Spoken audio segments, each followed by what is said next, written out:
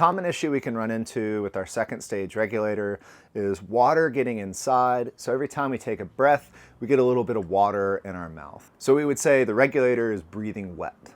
Typically a little water in the regulator is a minor inconvenience. It's no big deal.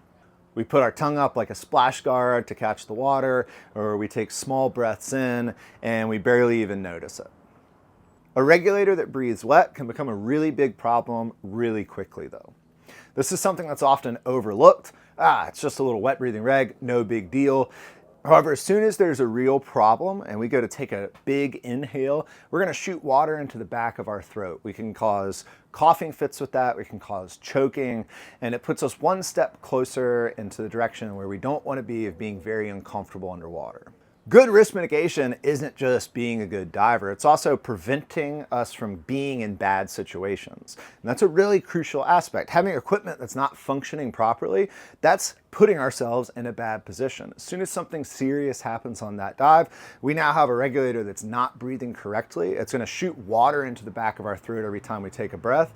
And it doesn't matter how much water comfort you have, if you take enough water into the back of your throat, you're gonna have a really bad time. So if you've got a regulator that's breathing wet, don't leave it like that. Especially for technical and cave divers, it's totally inappropriate to go in the water with stuff that's not working. If you've got a wet breathing regulator, there's usually two culprits. So first up is the mouthpiece. Before every dive, we should look around the mouthpiece and look for holes, like this one. So any hole in the mouthpiece is going to allow water to come in. It's also going to increase the chance that the mouthpiece rips off during the dive. So a hole, something like this, we need to pop this off and replace it before we get in the water. The other problem we could have with mouthpieces is the zip tie being loose, there being no zip tie there, or having something underneath the zip tie that's causing a leak into the mouthpiece, like pieces of bungee for a necklace that everybody seems to love to put under here, reducing their mouthpiece integrity, increasing the chance that that regulator breathes wet, and increasing the chance that they lose their mouthpiece underwater.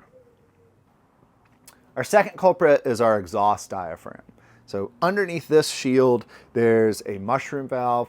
That valve can get flipped over and caught on itself, typically from rinsing improperly. When we rinse our second stage, we should rinse through the mouthpiece, not through the exhaust port, because that's gonna increase our chance of getting that bent over. If that flap gets caught and stuck there, we're going to wet breathe every time. Now, there's other places like the front diaphragm that can have holes that cause the regulator to breathe wet.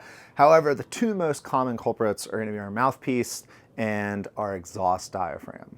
We want to set ourselves up for success underwater. We don't want something as simple as a hole in a mouthpiece to take a situation that's easily solvable and turn it into a really bad day.